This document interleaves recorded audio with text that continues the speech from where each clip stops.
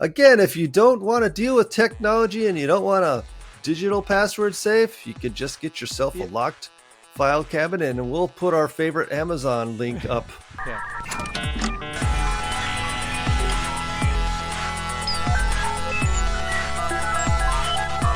May Daily. Hello and welcome to the May Daily Podcast. I'm John Michael Thomas. I'm Pierre Hageman. May Daily covers our favorite online stories from tech to social media. Our expert thoughts and opinions about information security, website design, and development. And other random stories from across the internet. This week's episode of the May Daily Podcast is made possible by Cinemechanics, the premier camera and lens rental house when you're shooting your next commercial popular streaming series. Cinemechanics will ensure your project stays next level, and they are co-hosting an event coming up in April with Ang Lee and Minneapolis St. Paul International Film Festival, which is worth getting a ticket to. It should be a great industry night. Fun times. And also Made Daily version 5, the all-in-one secure website builder with built-in data collection tools, secure customer portals, and a new live streaming event coming in June. That's right. And one of our way back internet favorites, the locked file cabinet. Internet, 18, whatever. All right, our first story. We've mentioned this site a few times. Have I been password owned? And it looks like Troy Hunt, the founder, yesterday was phished, and his 16,000 member MailChimp email list was stolen. Yeah, and I thought it would be really good to talk about this one today. Troy Hunt is a really good guy, and a phenomenal security researcher, right? And he really knows his stuff.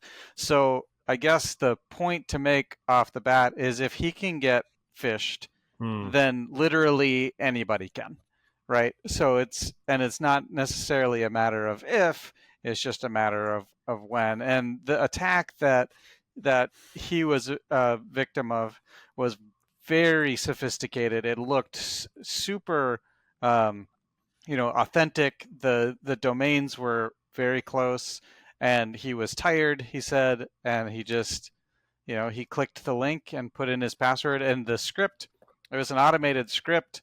So he put in his username and password, he put in his two-factor code, and so that went to some automated system that logged in immediately, right? Logged in, grabbed his email list, and created an API key. Yeah. So the old adage that anyone can fish and can catch a fish for sure is true. Wow. So let me ask you some questions about this. So it's just a really good spoof. Yeah. And so the only thing that could have not had him exposed was not to click the link in the email. Well, there's a couple of things that if they had been implemented, which again, this isn't Troy's fault. This was on the Intuit side, right?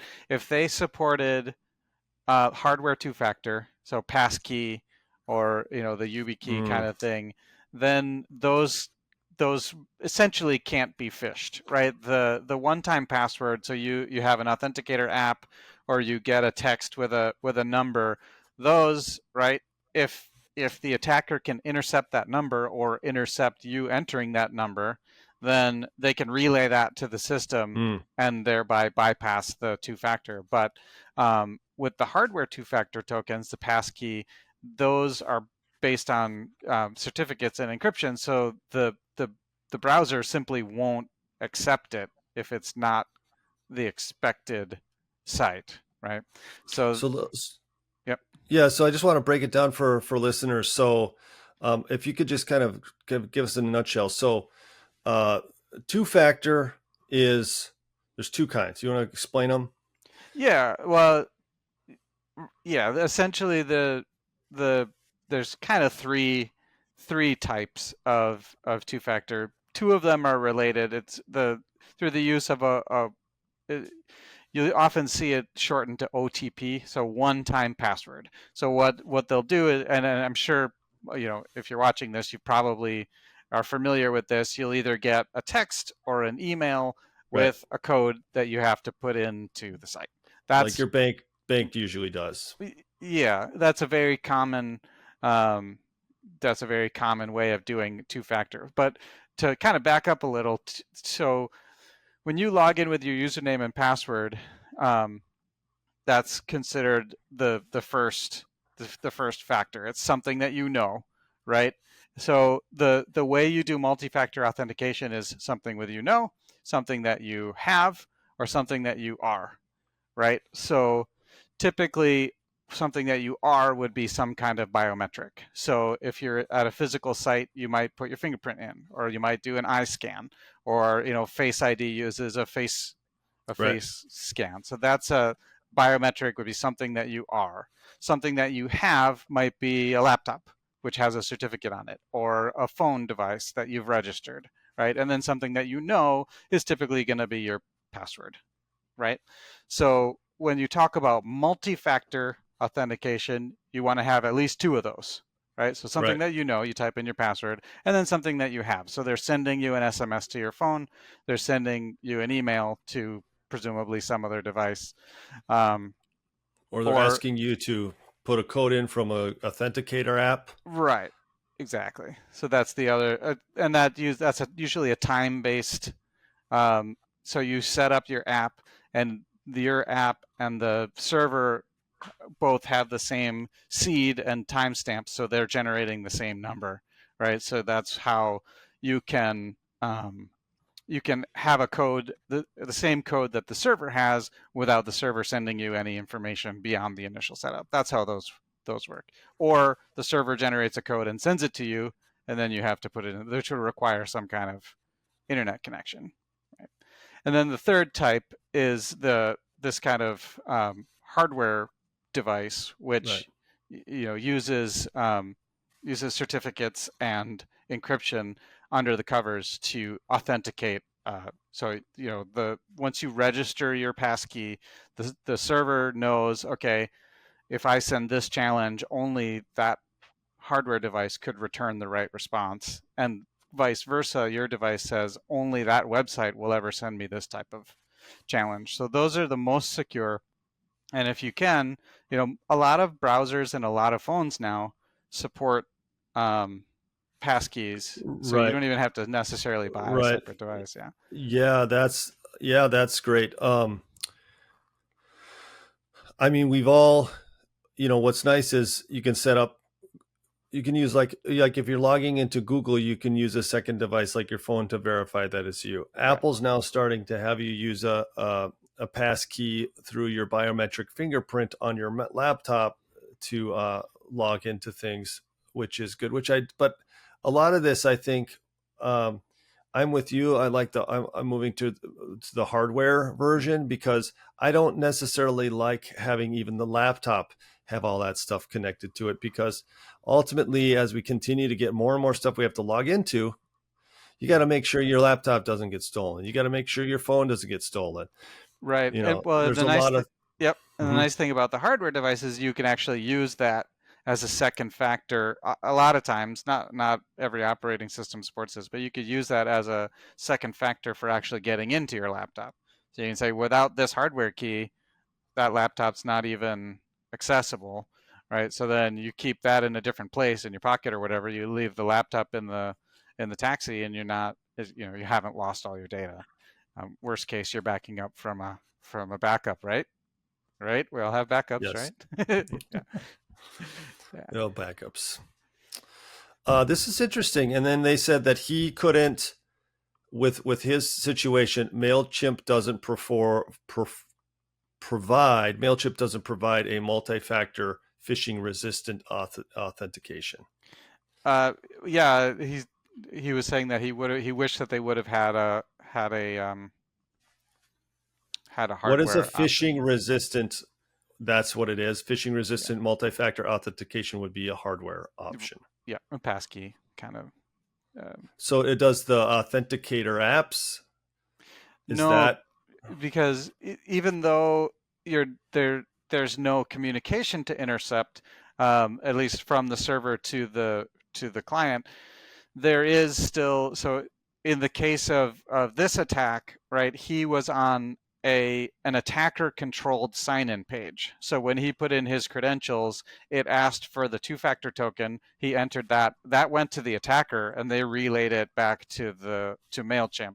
So they were acting as a man in the middle, essentially, Yeah. and Yeah. relaying the information that he was sending. So Yeah. the authenticator, if you type it in and send it to the attacker, then it's not providing any Right. protection. Whereas the hardware token would have, because it wouldn't work.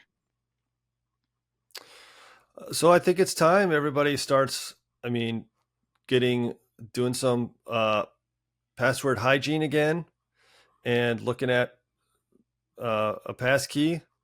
And maybe that's something we can put together a little guide on what people could do here, because if he's been hacked, I'm sure we've all been, like you said, we've all probably been a victim of a phishing, or if we're not, we will be. Right. So yeah, I think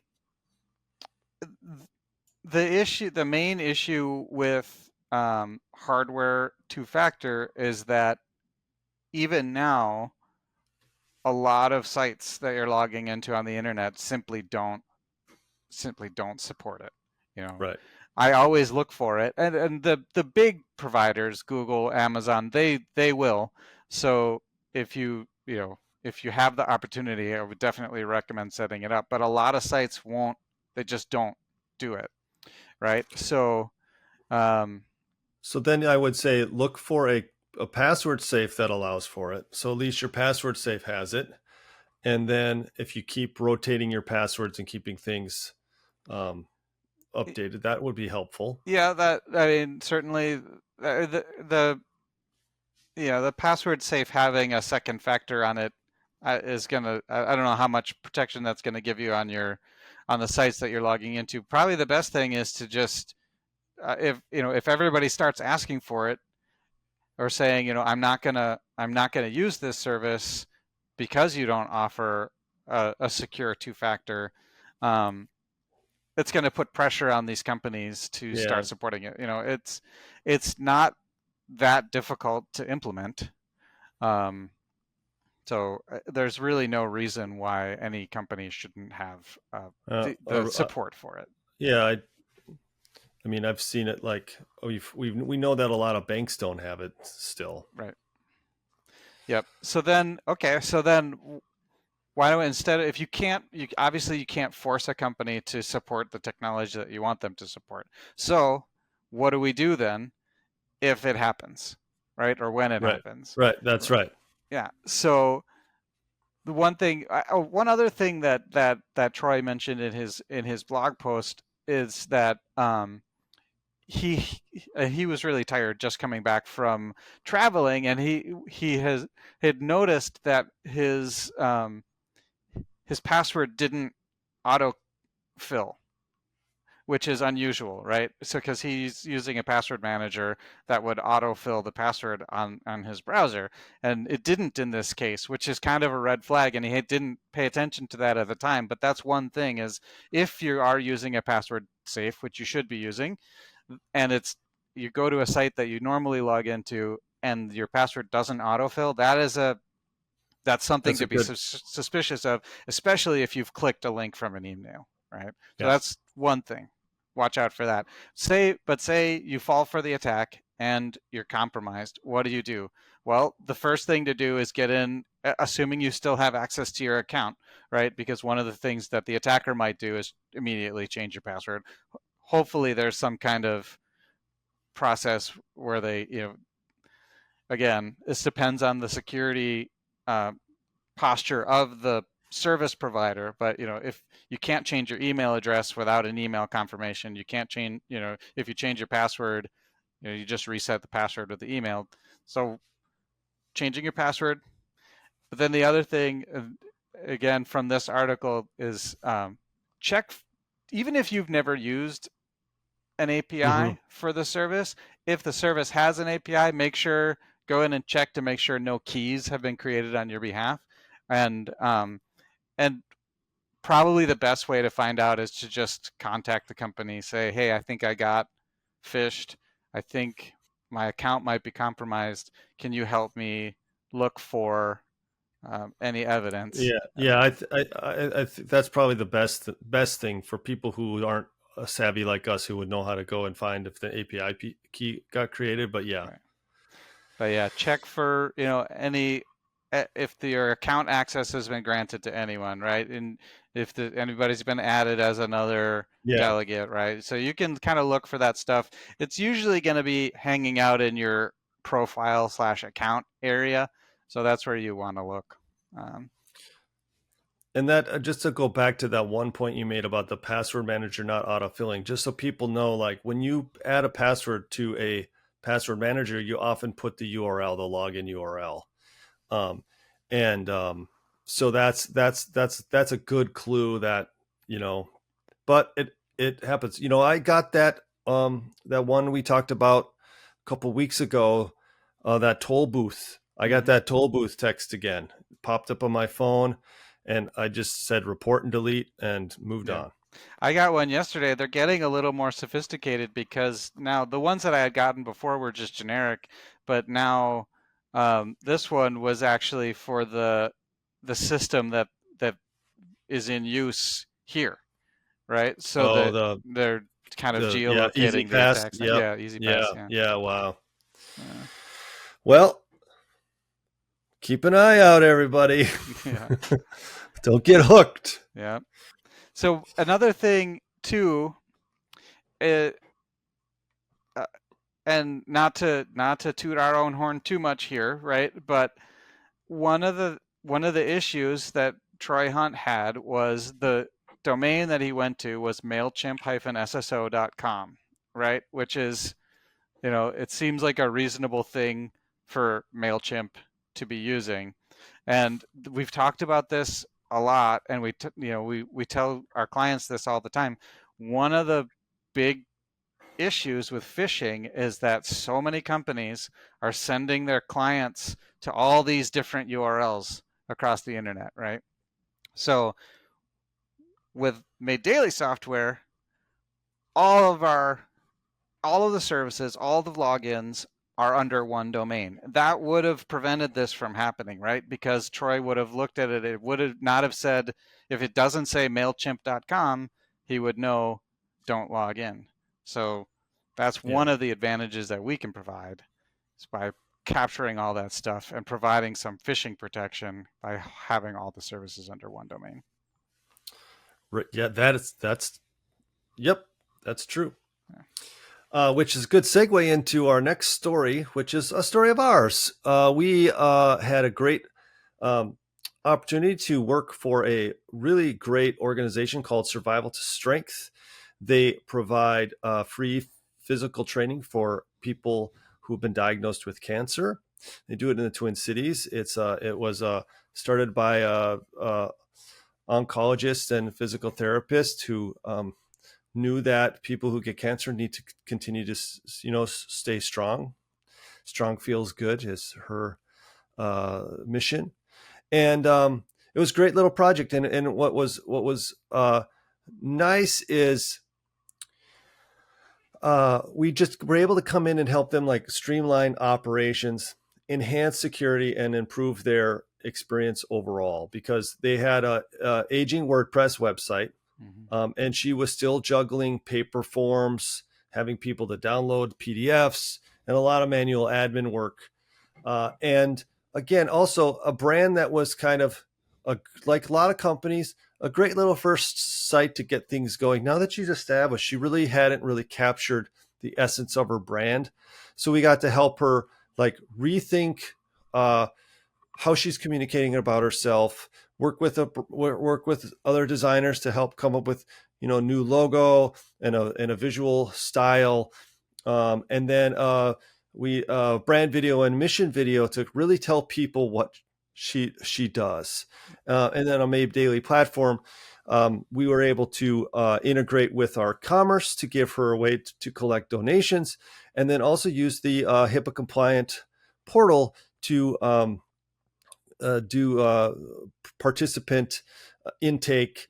And so now she's got a compliant way to receive that information digitally and And that's really important amend it on the too, backside. Yeah. because for her, right, she's collecting this health information as part of the onboard process.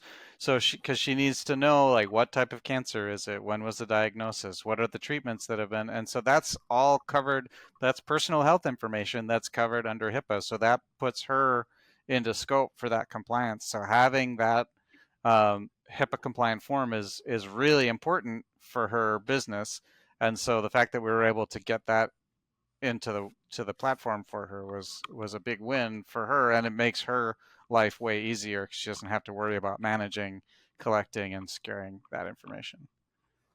And we set her up for future success too, because she may hold events to, have a annual like donation drive and need to host an event for that, or also like want to start talking about doing some more blogging and putting out some content that people can do when they're at home, or if they're not in the Twin Cities, they can follow their program, and do some training. If they're in the outside in the rural areas of the metro, even in a different state or another country, it's all this stuff set up for her. And talk a little bit, Pierre, about the health intake forms and how those get set up and how they help her. Yeah. So prior to this, she would have had to contact the Mm-hmm. the new registrant and get their information, and then she would probably either email them or they would download a PDF, fill that out, scan it or mail it or email it to her, right? And all of those, like, it's not, first of all, it's not convenient, right? And second of all, it's if you're emailing PDFs with personal health information, that's just not compliant, right? Right. So Right. it puts her out of compliance for HIPAA, which is, it can cause major problems and Right. headaches for the organization. So with the health forums, she can go in and set up the form, and it can go in a form series, so she can ask about, what was your diagnosis, what are the treatments that you've had, and do you, then she doesn't worry about insurance, because this is all kind of donated training time. So she just needs to get the information that she needs so that the trainers know what type of exercise that they should put together. But she can collect all that up. It gets encrypted and sent to her, and then she can share that as needed with the trainers who have been selected. So it's convenient for her, but also she can keep that data encrypted, and it's stored in the cloud, so it's redundant and won't get lost. And it really helps her with her Yeah, workflow. it's good. And now participants can fill these forms out on their phone. And we also set up a system so that patients or participants can get in contact with the trainers directly, since the trainers work in different cities across the metro and they all run their own schedules because they're all training in other facilities. It's really great. And if you want to check it out, go out and visit survivaltostrength.org. If you are excited about their mission, feel free to make a donation. If you are up to it, it'd be great to help them out. It's a great organization. And Now, we'll link the case study. So if you want to learn a little bit more about what what we did for them, and how we helped elevate their brand and their process, we can check it out. awesome. And our way back item for this episode is the locked file cabinet. So when you're talking about passwords and keeping files and storage safe, there is nothing like the trusty metal filing cabinet. And the filing cabinet was invented by Henry Brown and patented as a receptacle for storing and preserving papers on November 2nd in 1886. This was a fire and accident safe container made of forged metal which could be sealed with a lock. It was special in that it kept papers separated. What an amazing invention back in 1886. I feel like a little bit of like Office Space for some reason. I keep thinking of the red stapler here. But, so again, if you don't want to deal with technology and you don't want a digital password safe, you could just get yourself a locked file cabinet, and we'll put our favorite Amazon link up. Yeah. No, yeah. I think people actually really do forget about physical security, right? Like having your sensitive documents in a locked cabinet is a very secure way to store that information, right? And so don't discount it, right? One thing that we're all really, really good at is protecting little slips of paper. So, if you need a safe place to store your password, your wallet is generally something that you are going to keep track of. Now, I actually don't recommend storing your passwords in your wallet, but just saying, maybe a locked file cabinet, not so bad, because the chances that your filing cabinet is going to get broken into in a targeted way are much slimmer than that your email is going to get broken into. And if you're a business who is collecting, HIPAA or PII information via digital forms, and you need to print them out and you need to store them at your actual business location, put them in a lock safe, and have a lock on the door. And that's just another level of security. You're not carrying these things around in a briefcase back and forth to the office. Everybody you just always need to just, do some house cleaning, reset. We always forget to do stuff. Just got to remember it's a protocol that you just got to, get in a practice of using all the time. Yeah, I would say one of the best things is just don't reuse passwords, right? You don't need to reset your password if it's unique, right? Unless that one service is compromised. And if that is, then just change that one. You don't have to change all your other passwords because you're using a different password on every site. But that does necessitate using probably necessitates using some kind of password manager, because who can remember hundreds of individual unique passwords? Well, as we sign up for more and more things all the time, it's going to be tough. It's going to be difficult. Okay, well, thanks for joining us today. If you want to check out any of the stories or topics we covered, head over to maydaily.com/blog. And if you have a story you'd like to share or a site you'd like reviewed, please leave us a comment. And remember, stay secure.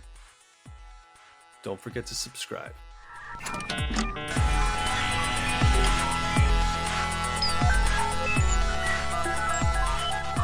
Made Daily.